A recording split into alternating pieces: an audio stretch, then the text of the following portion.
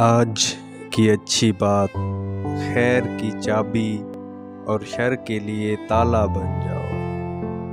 لوگوں میں آسانیاں تقسیم کرو تو اللہ پاک آپ کو آسانیاں دیں گے۔ آپ کا مذہب اسلام اتنا پیارا مذہب ہے کہ اگر آپ کسی کی راہ سے خار چنتے ہیں، کانٹے چنتے ہیں تو اللہ تعالیٰ آپ کی زندگی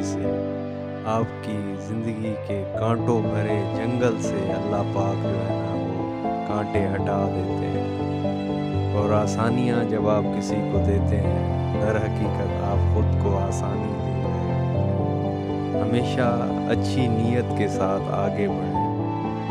شہد کی مکھی بنیں۔ شہد کی مکھی جب باغ میں جاتی ہے تو پھولوں کا رس نچوڑتی ہے، خوشبوؤں میں رہتی ہے، شہد پیدا کرتی ہے، ہواؤں میں اڑتی ہے۔ اسی طرح خنزیر، سور جب باغ میں جاتا ہے تو درخت کی جڑ میں منہ مارتا ہے کیونکہ وہ بدبودار ہوتی ہے۔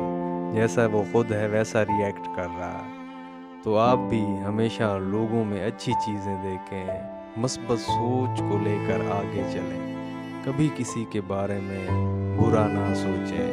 انما الاعمال بالنیات، ہر عمل کا دار و مدار انسان کی اچھی نیت کے اوپر ہے۔ اچھی نیت والے لوگ ہمیشہ شاداں و فرحاں اور خوش نظر آتے ہیں، اور بری نیت کے لوگ ہمیشہ زندگی میں الجھنوں میں پھنسے نظر آتے ہیں، مشکل کا شکار نظر آتے ہیں۔